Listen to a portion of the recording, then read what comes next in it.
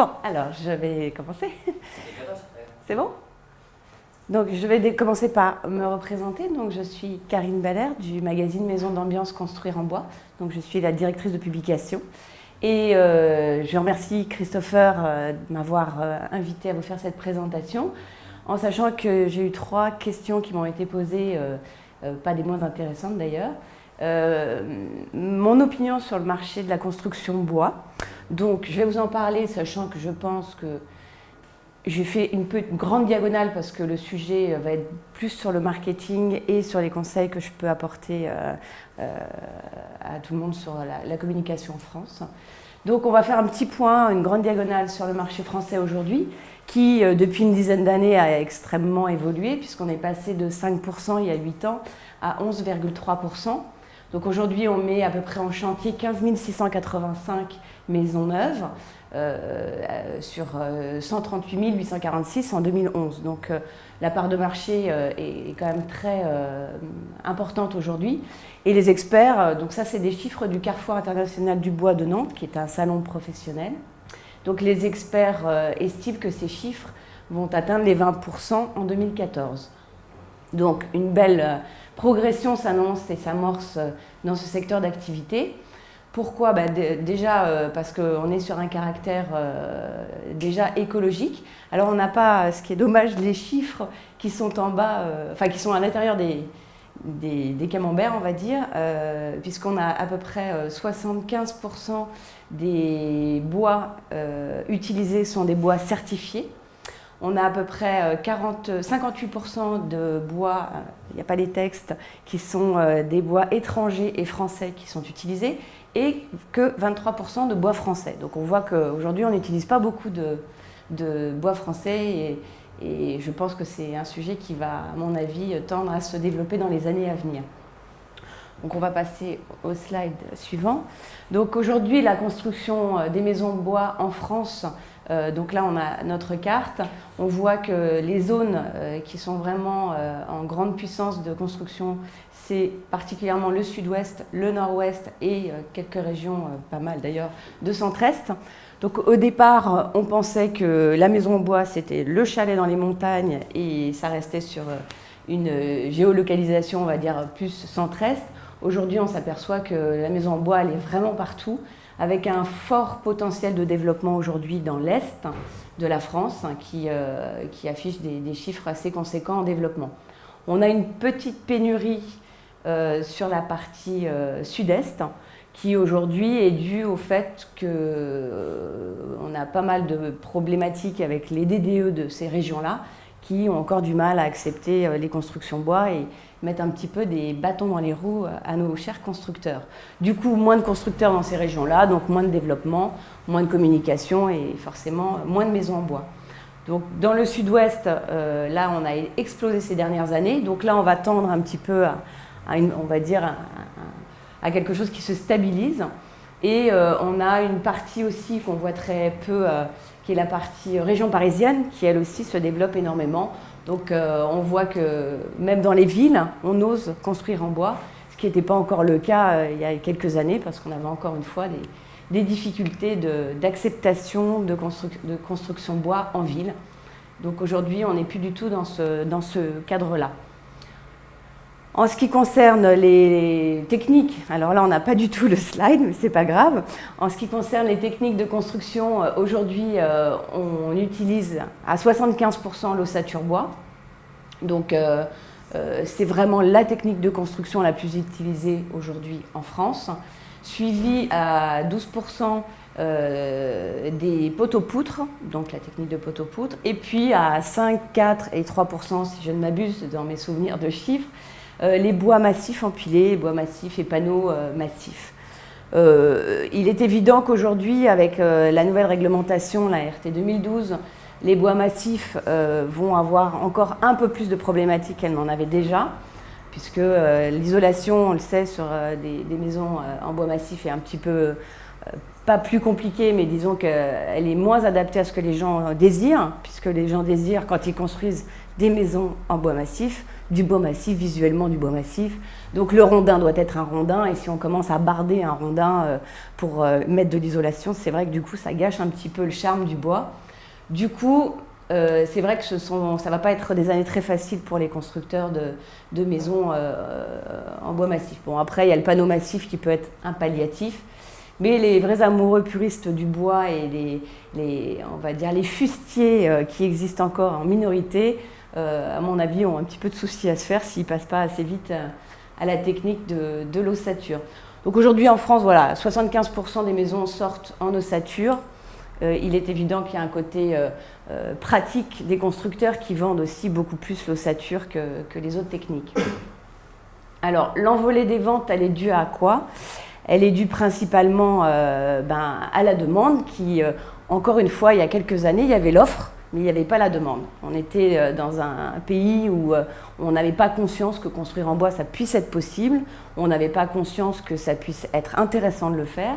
Aujourd'hui, on a cette conscience. Les Français ont pris conscience et veulent devenir des éco-citoyens un peu plus chaque jour, et tant mieux.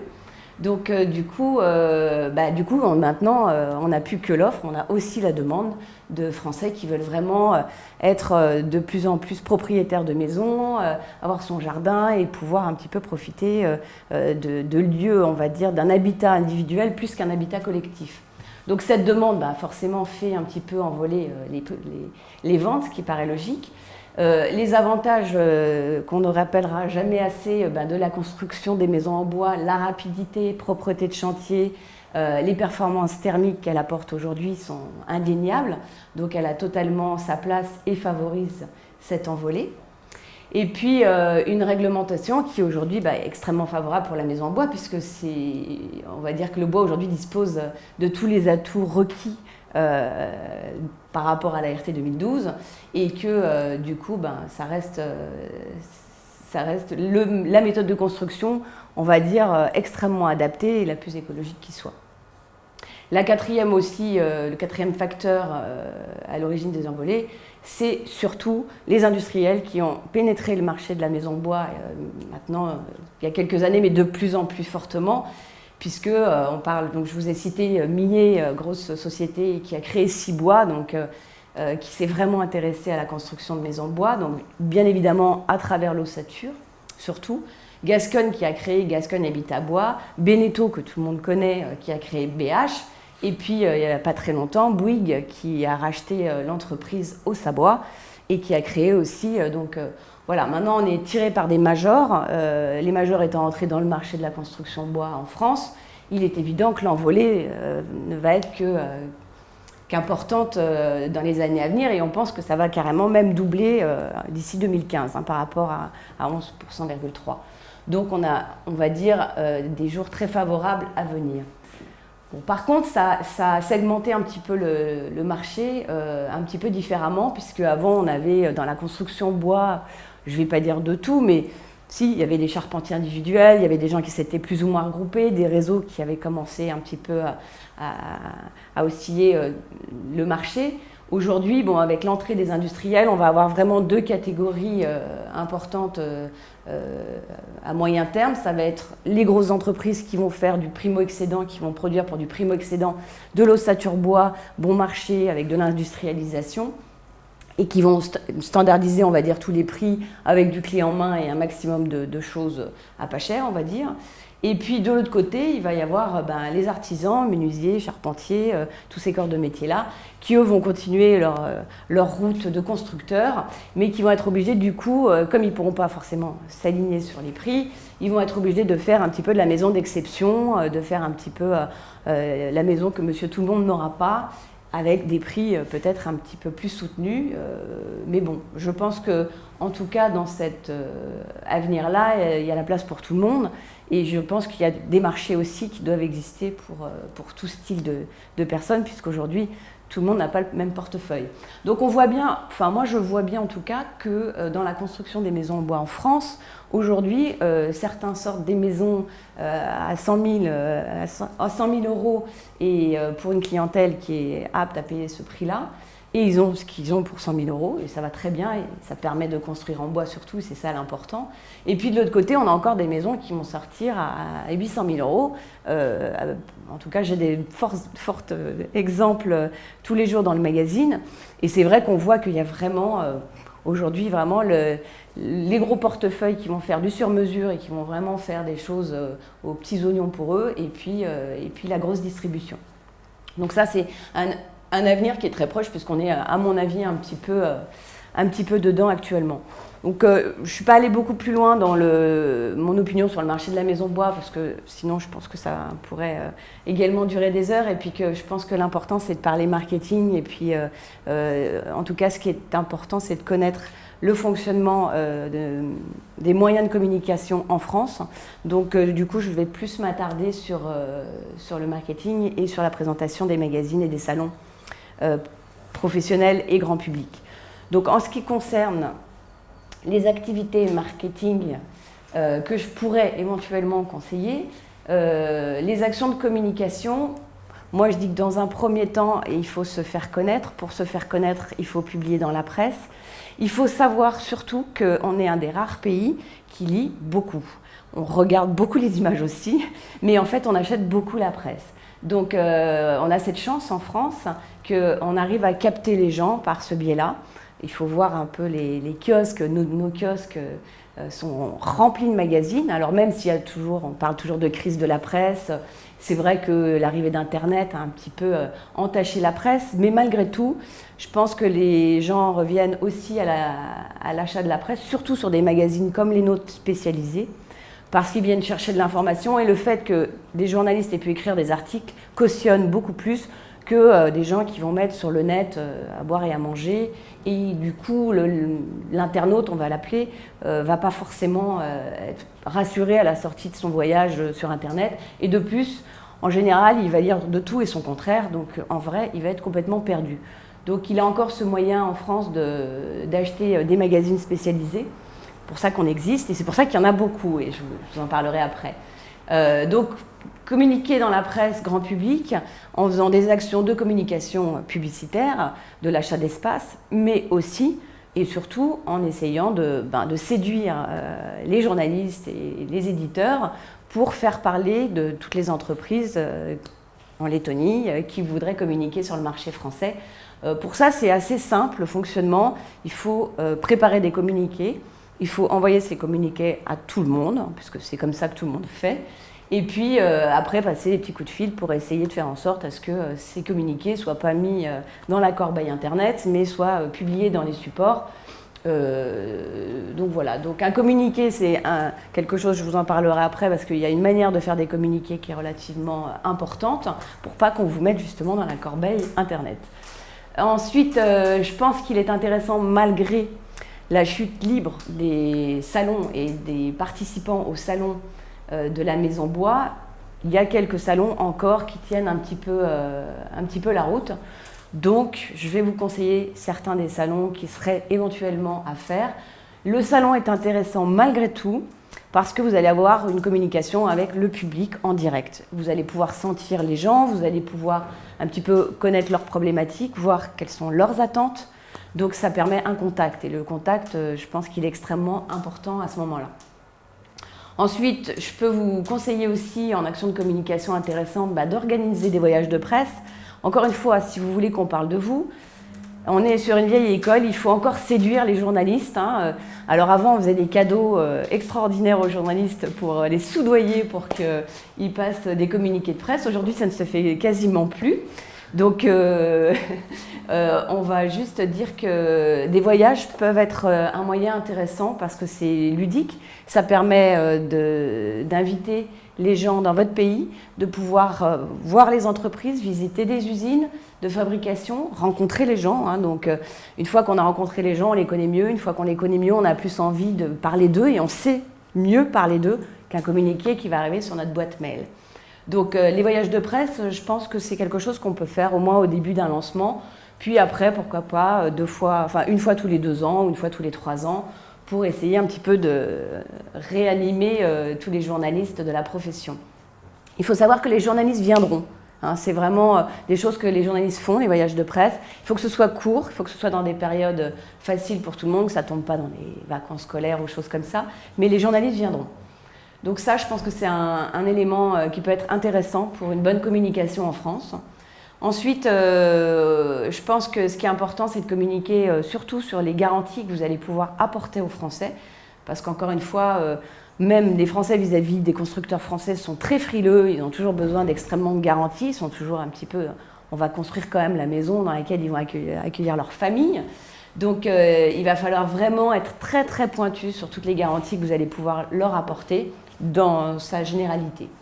Ensuite, on peut faire des actions qui peuvent être intéressantes, des actions d'emailing, qui peuvent être adressées en B2B. Donc là, je vous ai mis un exemple, mais je pense qu'on peut aussi essayer de cibler pour vous des emailing auprès des professionnels de l'immobilier, parce qu'il y a beaucoup de gens aujourd'hui qui ne savent pas trop ce qu'ils vont faire, ils sont en locataire, ils veulent acheter et puis ils commencent à visiter, puis finalement ils ne voient pas forcément la maison de leur rêve, ou alors les prix sont assez conséquents. Du coup, on va leur proposer peut-être un terrain, à ce moment-là, pourquoi pas, et pourquoi pas la construction. Si l'agent immobilier peut être, on va dire, plus averti de ce que la maison en bois peut proposer, et comprendre que effectivement ça peut être une cible pour ses clients et du coup capter son client.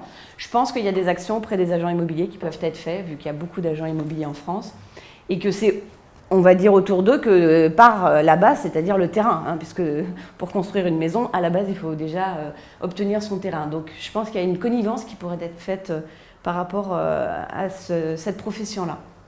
Et ensuite, je pense qu'il est assez facile et pas très compliqué de mettre en place beaucoup d'échanges de liens, puisque ça se fait beaucoup. Plus on est vu, plus on est regardé, plus on rassure, et plus la communication passe et les noms des entreprises marqueront l'esprit des gens.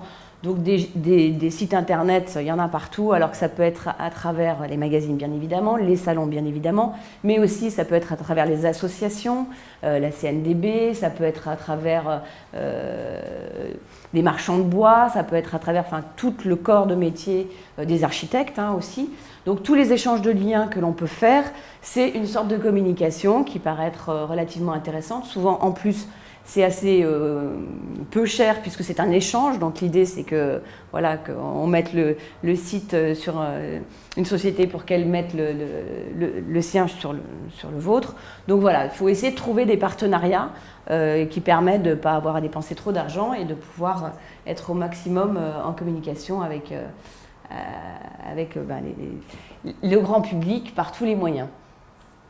Alors je vous parlais tout à l'heure qu'il ne fallait pas faire des dossiers de presse dans n'importe quel sens, et pour moi une bonne communication, déjà puisque vous êtes à l'étranger, il faut absolument qu'elle soit compréhensive. Donc déjà pas d'anglais, ça ne sert à rien, parce que alors vous envoyez un communiqué de presse en anglais, personne ne va le lire. Donc si possible en bon français, parce que c'est pareil, les journalistes sont très pointilleux sur l'orthographe, sur la grammaire, donc ils aiment bien les dossiers de presse qui arrivent en bon uniforme, qui soient bien... de manière intéressante, je vous conseillerais même un correcteur, une personne qui pourrait corriger vos textes pour pouvoir vraiment être compréhensif dans ce que vous voulez faire passer comme message. Parce que le message, une fois qu'il a été lu, c'est fini. S'il n'a pas été compris, il ne sera pas lu une deuxième fois. Donc il faut vraiment le capter dès le départ. Donc il faut être très visuel, parce qu'en France, on lit la presse, mais on lit très peu. On regarde beaucoup les images.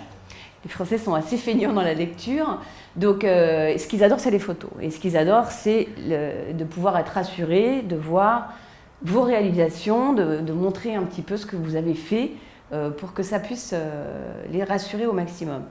Donc, on montre un maximum les réalisations. Alors, ça peut être par des catalogues, des choses comme ça, mais toujours très visuel.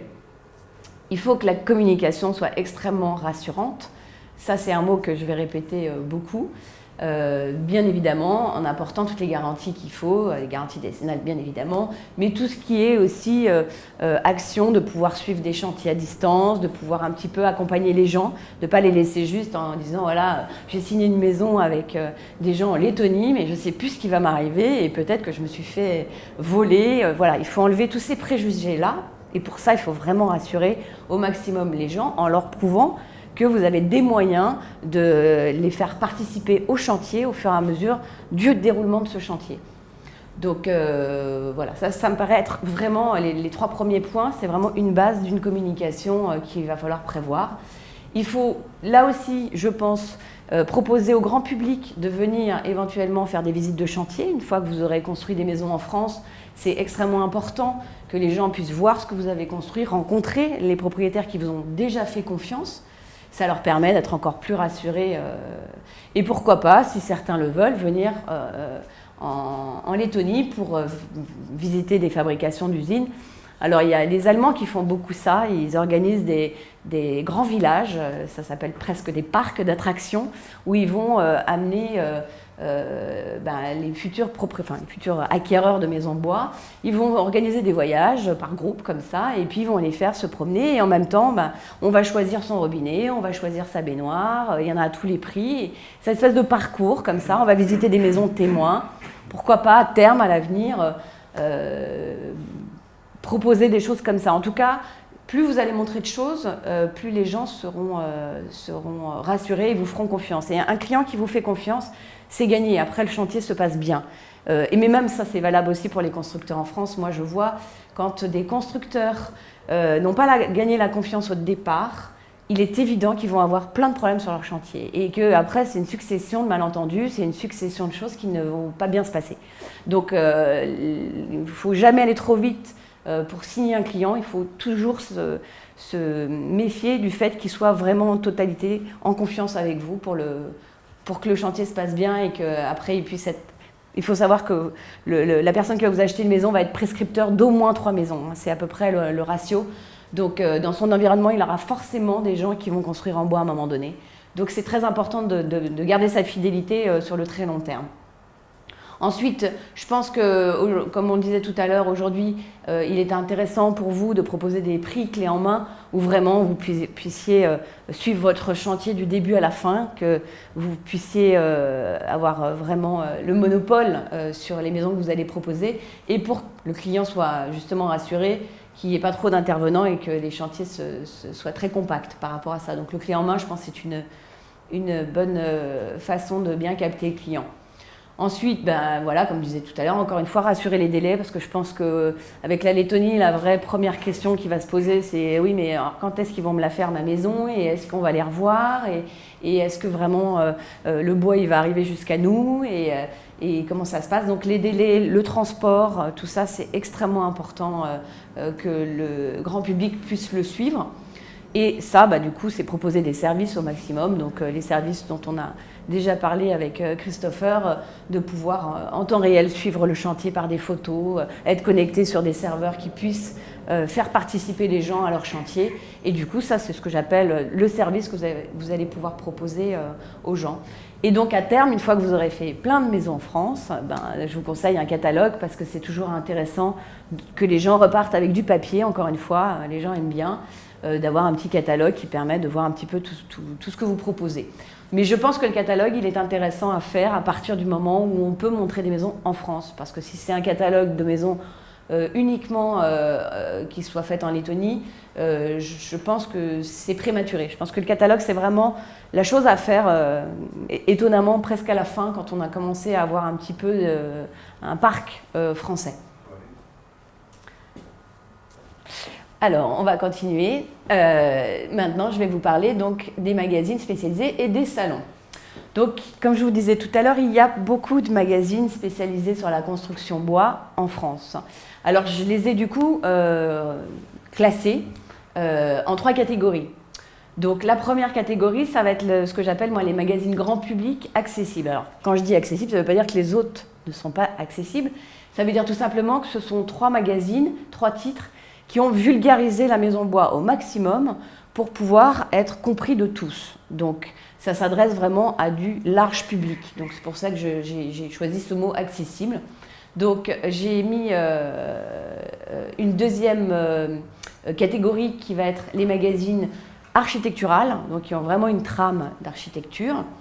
Et la troisième catégorie, les magazines qui seront avec une trame plutôt écologique, Donc, qui va s'adresser à des gens qui seront plutôt des écolos et des purs et durs. Vous allez voir après. Donc, voilà les trois catégories.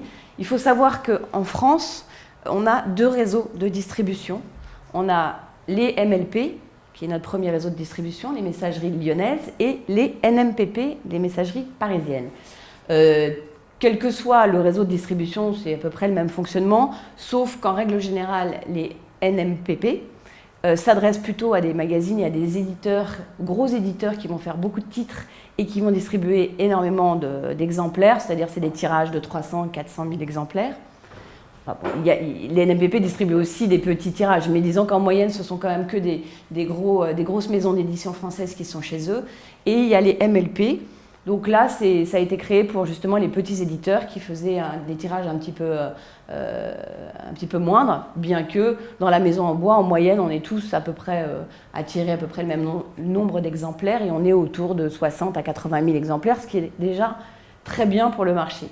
Donc la plupart des magazines de maison bois sont pour beaucoup distribués par les MLP, ce réseau de distribution qui va donc nous distribuer sorties d'imprimerie.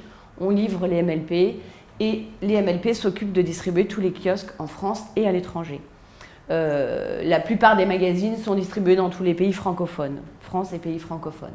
Donc maintenant, je vais passer en revue chaque titre, à commencer bien évidemment par le mien. Alors, c'est pas que parce que je suis là que je présente le mien en premier, c'est juste parce que je l'ai mis en premier, parce qu'il fait partie d'abord des magazines grand public pour tous, accessibles, mais c'est surtout parce que c'est le seul qui est trimestriel. Donc je l'ai mis avant les autres, puisqu'après tous les autres magazines dont je vais vous parler sont bimestriels.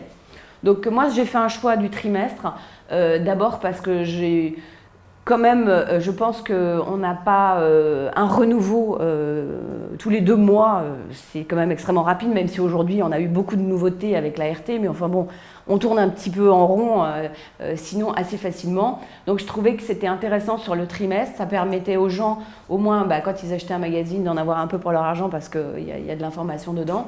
Et puis surtout aux annonceurs de rester un petit peu plus longtemps en kiosque, parce que c'est vrai que plus on reste en kiosque, plus la communication qu'on fait dans le magazine va être vue. Donc c'était un moyen de ne pas être trop balayé par le prochain. Et puis c'était aussi une manière de me démarquer de mes confrères. Donc c'est un choix vraiment que j'ai fait dès le départ. Donc Maison d'Ambiance est un magazine trimestriel qui s'adresse à un large public et qui propose tous les trimestres 3 thématiques, on va dire, principales. Donc des thématiques, chacune des thématiques va traiter une ambiance actuelle. Donc là, ça peut être la garantie décennale, est-ce que les maisons brûlent, enfin un sujet actuel, une question qu'on se pose dans l'actualité de la maison bois. On va proposer une ambiance, puisque j'utilise toujours le mot ambiance, une ambiance extérieure. Donc là, on va traiter un sujet de tout ce qui est bardage, environnement extérieur, toiture ou choses comme ça, et une ambiance intérieure. Donc on a à chaque fois 3 sujets avec un intérieur, un extérieur et une ambiance actuelle. Et dans chaque magazine, bien que le magazine soit national et vendu partout en France, on fait un zoom sur une région. Donc là, en l'occurrence, le dernier numéro, c'est un spécial Sud-Ouest, ce qui permet aussi de gérer un petit peu au niveau des ventes, de mettre l'accent, quand on traite le Sud-Ouest, on ne présente que des maisons du Sud-Ouest. On va essayer de choisir des sujets avec des problématiques qu'ont les gens dans le Sud-Ouest par rapport, je sais pas, ça peut être les termites, par rapport à plein de choses qu'il peut y avoir comme problématiques dans les maisons bois. Et on va essayer de tourner comme ça à chaque numéro, de présenter une région, ce qui ne veut pas dire que on ne peut pas acheter le magazine quand on n'habite pas dans le Sud-Ouest, on peut quand même acheter le support en Bretagne ou dans le Centre-Est. Donc voilà, ensuite on a 2 hors-séries dans l'année. Chaque hors-série comporte un sujet phare. Donc là, le dernier, c'était toutes les techniques de construction bois. Celui d'avant, c'était le guide BBC 2012. Donc voilà, on va prendre le prochain, ça sera la maison écologique, comment faire de sa maison une maison au maximum écologique. Donc voilà, donc chaque année, on sort 2 hors-série et donc 4 magazines. Voilà un petit peu le petit tour que je peux faire sur Maison d'Ambiance. Après, si par la suite vous avez des questions sur des magazines, je répondrai, mais je vais aussi laisser la parole aux autres magazines et pas faire que sur moi. Donc ensuite, on a donc les autres magazines grand public accessible, donc toujours lecture pour tous. Alors là, on va avoir Maison et Bois International, donc qui fait partie des magazines qui soient sur une même trame que Maison d'Ambiance Construire en Bois. Donc lui, il est bimestriel. Et alors, lui, autant que Maison d'Ambiance, j'ai oublié de vous dire, c'est qu'on traite aussi tout style de maison, parce que justement, comme c'est accessible à tous, on va traiter autant les bois massifs que l'ossature.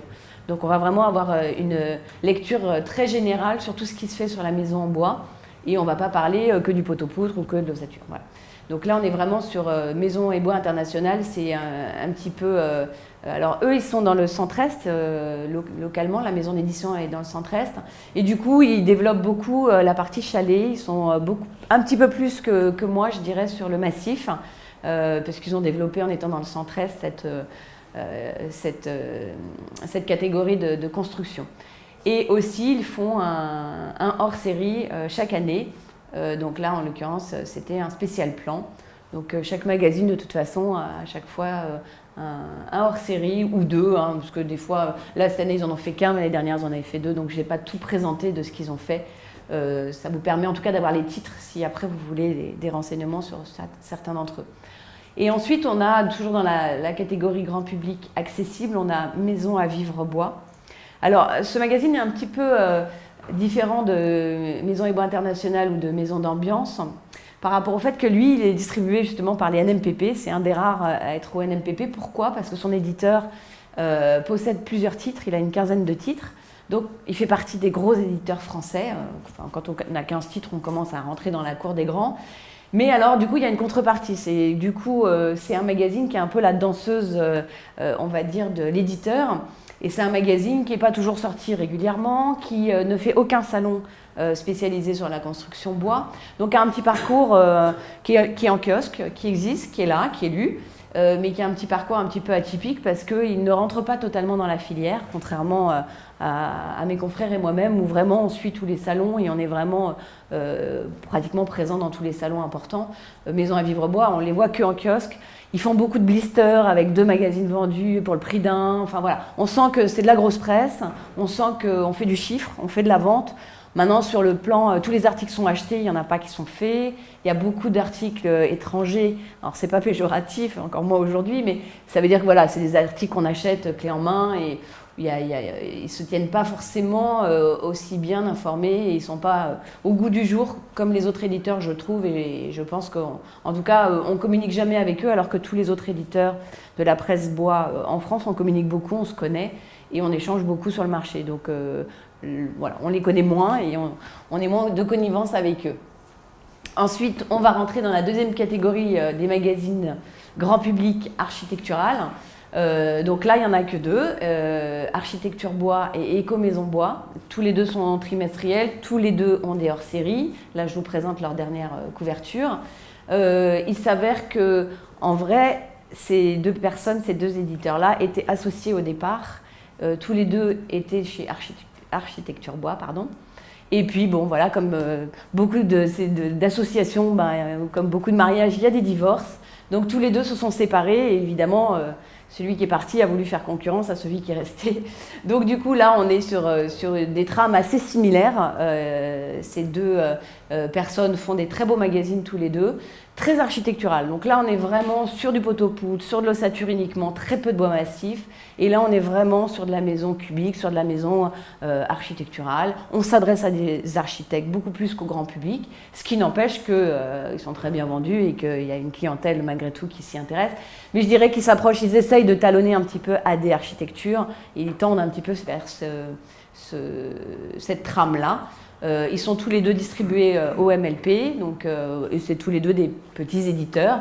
Et ils sont tous les 2 dans le sud-ouest. Il y en a qu'un, Architecture Bois est à Bordeaux et Éco Maison Bois est à Toulouse. Donc ils ne sont pas partis bien loin. Voilà un petit peu pour ces 2 magazines grand public. Ensuite, on va passer aux 2 autres derniers magazines grand public qui, eux, sont sur une trame donc, écologique.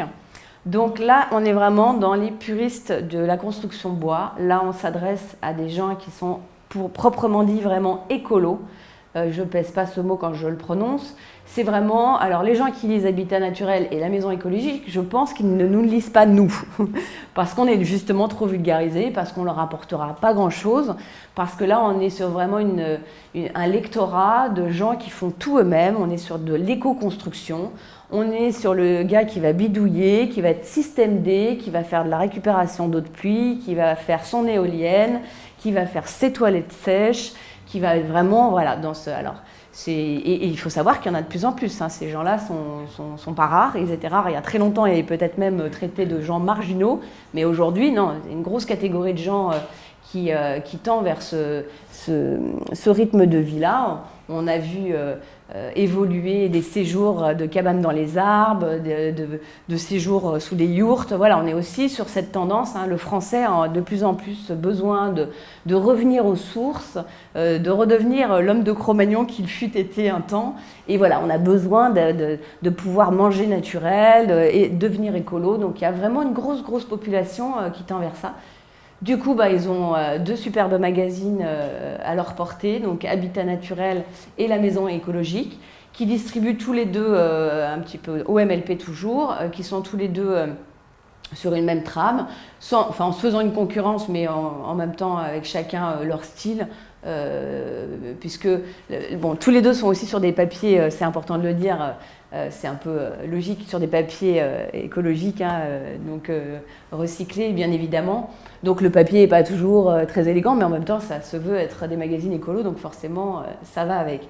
Donc voilà, 2 magazines qu'on retrouve sur tous les salons, qui eux font peut-être de tous les magazines, c'est eux qui font le plus de salons, parce qu'on les voit vraiment partout, ils doivent en faire une bonne quinzaine par an, donc ils font vraiment tous les magazines, tous les salons locaux. Voilà. Et eux, ils vont chercher vraiment la vente sur les salons, alors que les autres magazines, on ne va pas forcément chercher à vendre des magazines sur les salons, on va vraiment au contact du client, on va chercher plus l'information du marché et le contact du client plutôt que la vente. Alors que vraiment sur les salons, c'est des stands de vente. D'ailleurs, souvent les patrons ne sont même pas là, il y a des vendeuses de magazines qui sont présents. Mais voilà, 2 super magazines en tout cas sur l'écologie et donc bien évidemment la construction bois. Hein. Donc il y a aussi un intérêt à ces 2 supports-là. Alors ensuite, il y a un bug, je les ai rassemblés sur un seul slide. C'est les 4 magazines professionnels. Donc on a Wood Surfer et Bois Mag. Et je mettrai en catégorie à côté Bois Plus et Artisan Bois. Donc voilà, les 4 magazines professionnels. Pourquoi je les mettrai à côté? Parce que Wood Surfer et Bois Mag sont vraiment des magazines professionnels qui parlent de l'industrie du bois, qui parlent des machines à outils, qui parlent vraiment, on va dire, de toute l'industrialisation du bois. Alors que pour moi, Bois Plus et Artisan Bois sont 2 magazines professionnels, mais alors eux qui vont plus loin, au-delà de la maison. Et eux, ils vont parler vraiment des menuisiers, de la construction de portes, la construction de meubles, la construction de bateaux, hein, on le voit bien sur cette première de couve. Donc, qui dépasse complètement, et même plus, je dirais, ne parle peu de construction de maisons en bois, mais vraiment sont dans les puristes du bois, les amateurs de tout ce qui est objet en bois et confection du bois.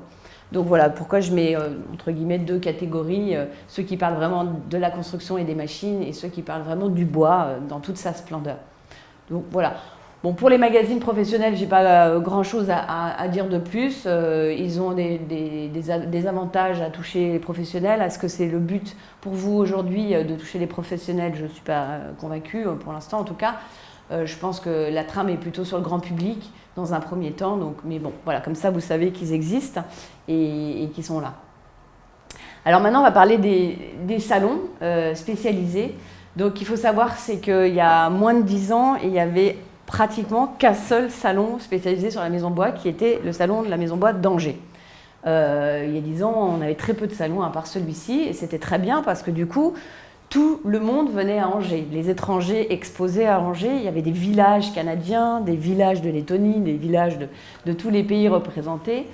Il y avait énormément d'exposants. Les gens traversaient la France entière pour venir à Angers pour assister à ce salon, tant pour le visiter que pour exposer. Et aujourd'hui, les salons poussaient comme des champignons un peu partout dans toutes les villes. Hein. On a senti que l'engouement du bois et de la construction bois était là. Et du coup, il y a eu de plus en plus de salons qui se sont mis un peu à sortir de terre dans toutes les villes et peut-être même parfois plusieurs dans une seule même ville. Donc du coup, la multiplicité des salons fait que ça tue les salons, hein, tout simplement. Plus il y a de choix et plus il y en a à côté de chez soi, moins les gens traversent la France pour aller. Donc je les ai classés non pas par ordre d'intérêt ni d'importance, je les ai classés par la période, je dirais, où ça va arriver. Donc je les ai mis par le premier qui va arriver prochainement, qui sera du 19 au 23 septembre. Donc le salon d'Épinal. Pour moi, ce salon est un salon qui peut être intéressant si on a envie de cibler des gens de l'Est de la France, puisqu'il draine quand même beaucoup de gens dans l'Est. Par contre, il faut savoir que c'est une foire, plus qu'un salon de l'habitat.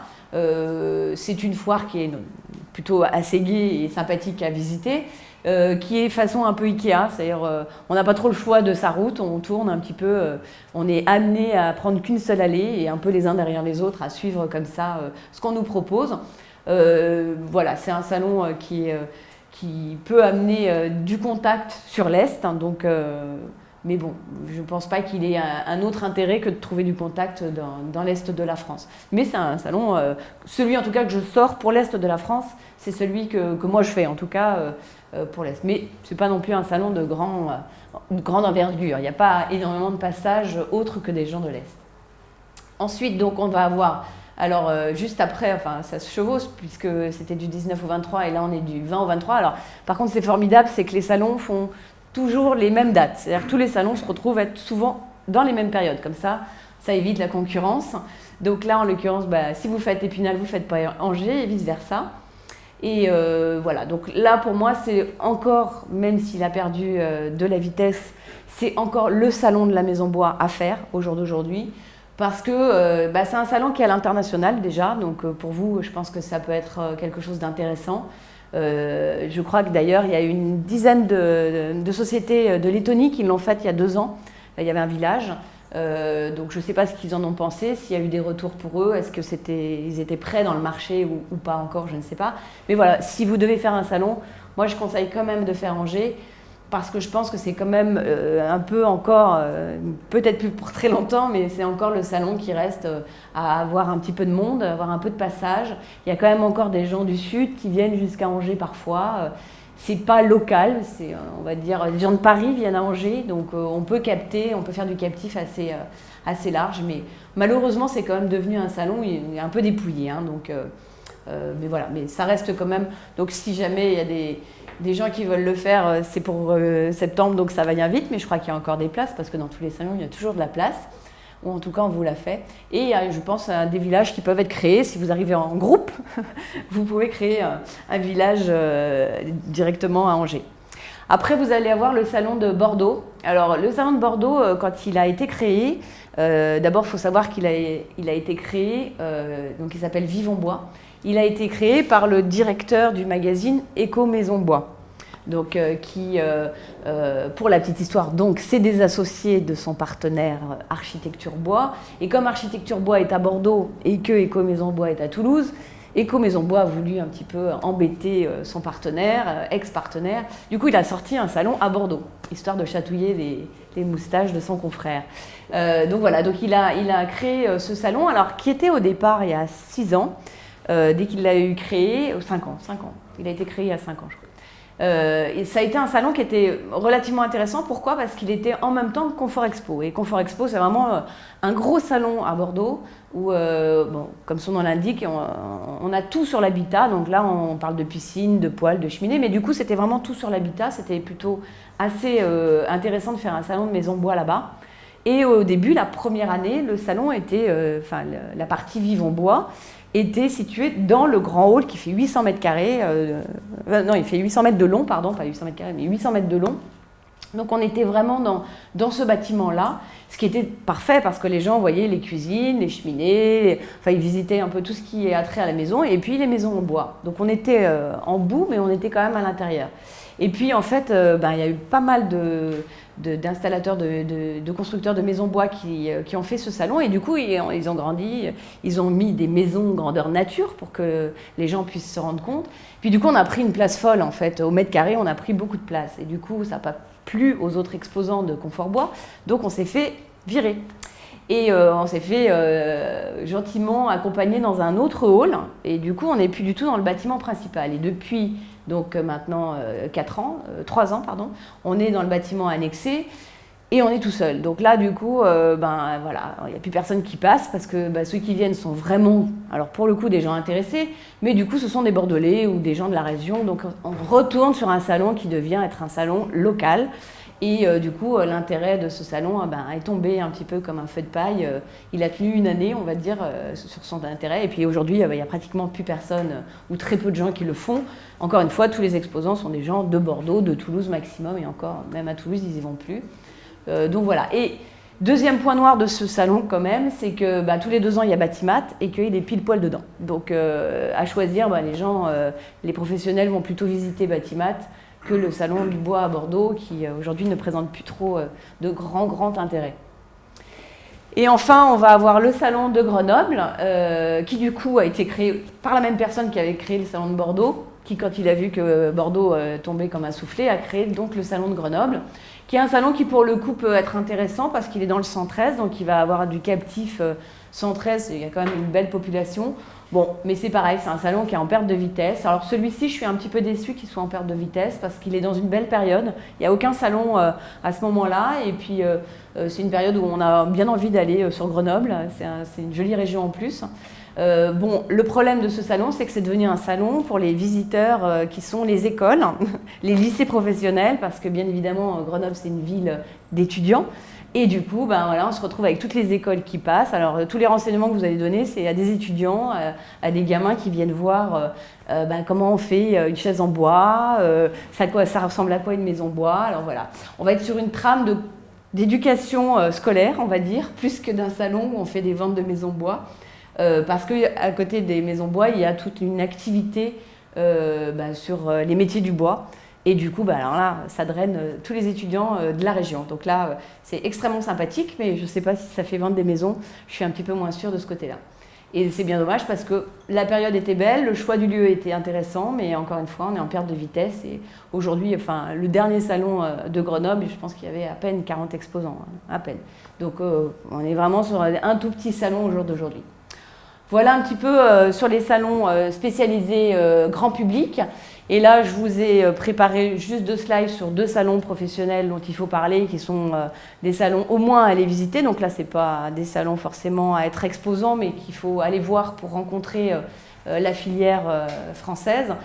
C'est Carrefour du Bois International, qui se situe à être en juin. Donc c'est en juin 2014, c'est tous les 2 ans.